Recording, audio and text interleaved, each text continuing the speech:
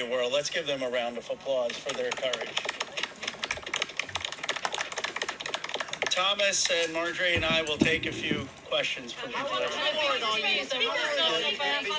ahead. Is basically right now calling on the Senate to make revisions to this bill because he says it doesn't adequately protect the survivors, the victims that are standing behind you. Your response to that? That's been a red herring all along. The survivors have always been in favor of this legislation, and there's a provision in there you can read, if you would just read it, that protects them.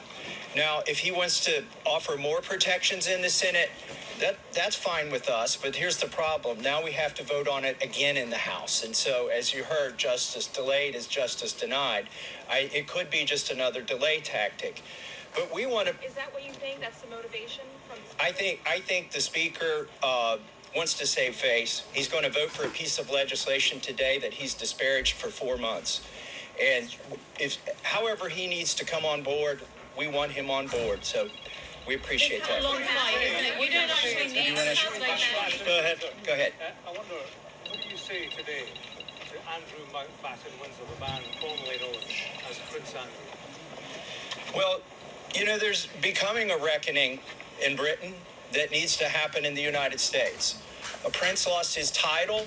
The ambassador to the United States lost his job. We need to see those same kind of consequences here. As my colleague Rose said, there shouldn't be buildings named after these perpetrators of these heinous crimes. There shouldn't be scholarships named after them. And there needs to be accounting. We've seen tens of thousands of pages released by the Oversight Committee. What we've not seen is a single name.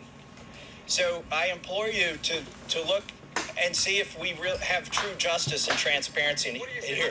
And the survivors will know when that has happened. And I do think that Prince Andrew does need to come and testify at our Oversight Committee, and that can be bipartisan. But I share Thomas's view that the urgency that the British people have shown in getting justice needs to inspire an urgency here in America. You don't need legislation. You don't need legislation to get the files released. President Trump could just release them today. Is that frustrating for you? Why isn't he doing that? And also, did you ask him to be here today? It's a really powerful moment, this. Look, I'll let my colleagues speak. I hope the president meets the survivors. And I hope when he signs the bill, the survivors are there. I don't care if I'm there, Thomas Massey is there, Representative Green's there, but the survivors should be there. You didn't need it. But I hope he meets them, because I think if anyone who meets them and sees their emotion will be moved. And my goal is to get justice here. So I hope he will meet them and really hear what's happened and actually take action. But the broader point is, yes, the president could order the Justice Department to release the files. But what in a constitutional democracy, what we're supposed to have is Congress says that the files should be released, and then it's not on the whim of any president. Then the Justice Department is compelled to release those files because that's the law of the land. It's this thing of, yeah. Have you spoken to any Republicans in the Senate who are looking to, move this forward? So Senator Merkley is a Democrat. He's led the exact same legislation that Roe and I introduced in the House. One Republican co-sponsored his bill yesterday, and I have spoken to at least one more who says they will co-sponsor. The important thing about the Senate is that they need not to muck this bill up. There's a lot of attention on here. We've needlessly spent 4 months dragging this out. A duly elected representative, was denied her seat in Congress for 49 days, and it's time to pull the Band-Aid off. The Senate, it may be tempting for them to get cute and to do things that will limit the release of these documents. They are afraid that people will be embarrassed. Well, that's the whole point here. They need to be brought to justice, and embarrassment is no reason to stop it. So the Senate, John Thune, it's up to him. He needs to bring this to the floor of the Senate. And I think the vote today will show that in the House. And the president has said he would sign the bill. You're going to get almost a unanimous vote here. So you have the president and a unanimous Congress believing that this protects the survivors and is calling for the release. There's no reason for the Senate now to, as Representative Massey puts it, muck around with it. They need to put it up, have a vote, have the president sign it. If there's any further protections, they can do that through the DOJ process. But what they should not do is delay a vote on a bill that the House is going to vote overwhelmingly for and that the president supports. On the release of these files, Congresswoman Green, you raised the question of whether or not the Justice Department will actually release these files. Do you take the president at his word when he says he's going to sign this bill, and do you have confidence that these files will actually be released? I only take people's actions seriously, no longer words. And what do you think the president's actions? And I'll tell you, because I wasn't a Johnny come lately to the MAGA train. I was day one 2015, and there's a big difference in those Americans and those that decided to support President Trump later on. And I'll tell you right now, this has been one of the most destructive things to MAGA, is watching the man that we supported early on, 3 elections, for people that stood hours, slept in their cars to go to rallies, have fought for truth and transparency, and to hold what we consider a corrupt government accountable.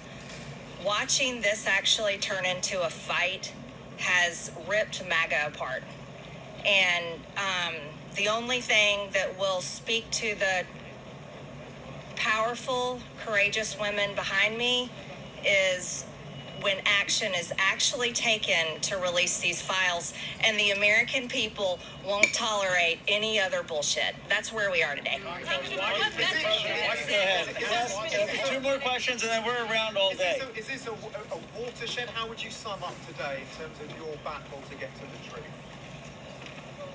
I would say that these survivors have been fighting for decades, and they finally are being heard by the American people, and we're finally going to have a reckoning for this Epstein class that has gotten away with horrific things. Look, I grew up in Bucks County, Pennsylvania. People went to church, they played Little League, they went to their neighbors for barbecue. They didn't go to a rape island and abuse young girls or traffic young girls. And people with extreme wealth have thought that the laws don't apply to them, and their culture is totally out of touch with the values that built America. And finally, we're going to have a reckoning.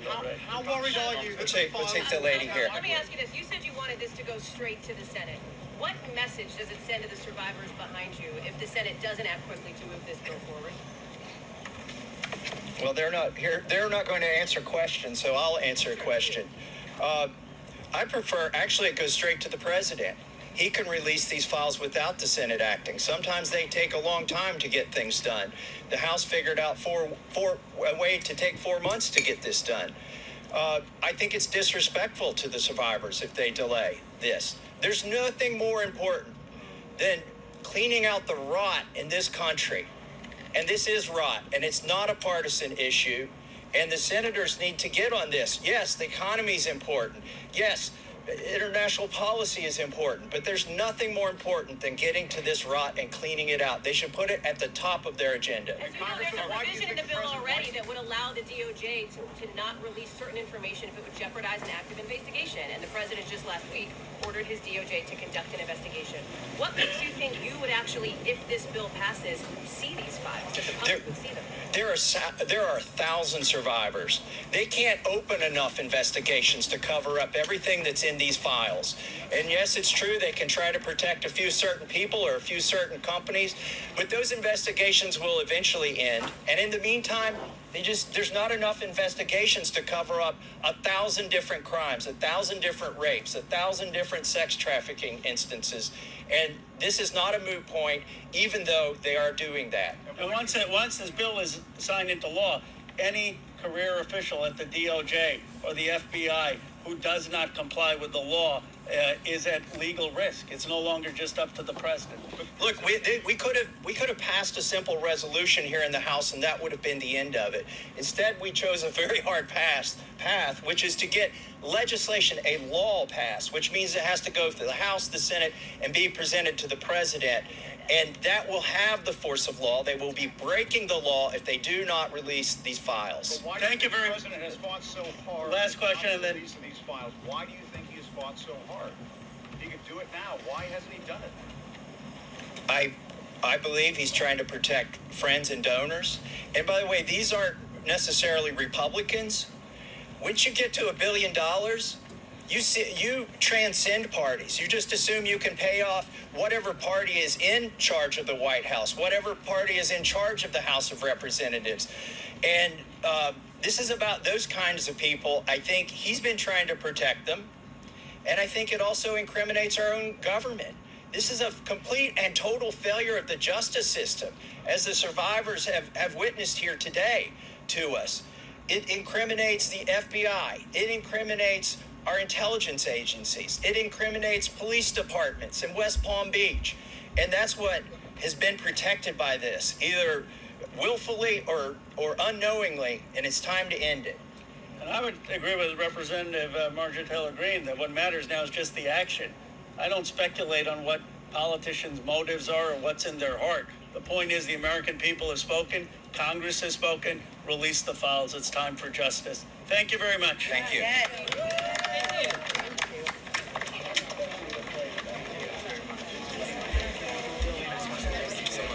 Very brave.